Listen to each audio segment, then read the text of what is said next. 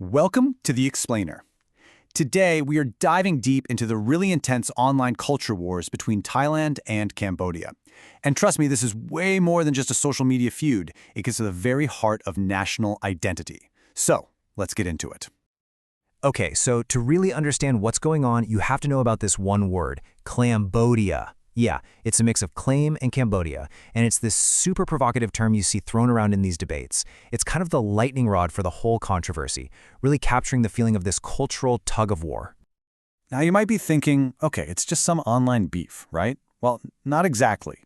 This whole thing recently boiled over in a huge, very public way, right in the middle of a major international sporting event. So here's the scene. Cambodia is hosting the 2023 Southeast Asian Games. For the kickboxing event, they decide to call it Kun Khmer, which they see as the original historic name for the art. But for Thailand, the globally recognized name is Muay Thai. In their response, it was immediate. Thailand just straight up boycotted the event, refused to send their national team. All of a sudden, a simple argument over a name blew up into a full-on international incident. But here's the thing. This might look like a one-time fight, but it is just the tip of the iceberg.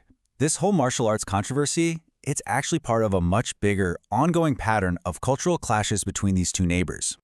Let's look at the stage, for example. You've got Thailand's Kun and Cambodia's Lokan Kol. They're both these absolutely beautiful, elaborate, masked dance dramas telling the same epic story. And here's where it gets really tricky. UNESCO has actually recognized both of them as intangible cultural heritage. So you can imagine, that just adds more fuel to the fire about who can claim it. And seriously, the list just keeps going. It spills over into everything. We're talking about textiles, like the intricate patterns of mud-me silk. We're talking about food, the famous spicy papaya salad. Is it Thailand's somtam or Cambodia's bok la hong?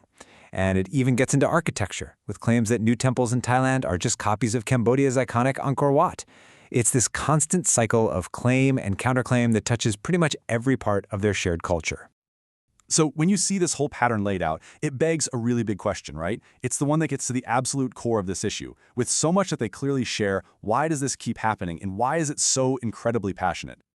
Well, according to scholars, the answer isn't really buried deep in ancient history. It's actually got more to do with modern politics. And this quote just nails it. These fights are fueled by nationalism, this modern idea that you have to create a distinct, unique national identity. And a big part of that project is drawing a very clear line in the sand between what is ours and what is theirs. Let's break down how that works. For centuries, this whole region was a place where culture just flowed back and forth. Art, language, food, it was all shared. But then the modern world comes along and draws these hard, fixed borders on a map. And all of a sudden, this big, beautiful shared heritage has to be chopped up and divided. Each new country starts picking pieces and saying, nope, this part is ours, exclusively ours, because they need it to build their own national story. This is a fantastic way to picture what's happening. Think of one giant, ancient tree. It's got this deep, shared root system and tons of branches spreading out.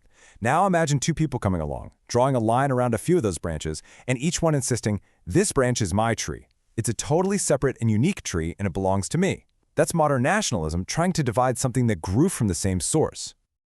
And all of this brings us right back to where we started, to that fight over Kun Khmer and Muay Thai.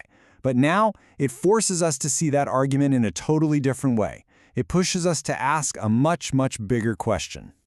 So here's the most important thing to take away from all this. These arguments, they aren't really about finding the one true historical origin of a dance or a dish.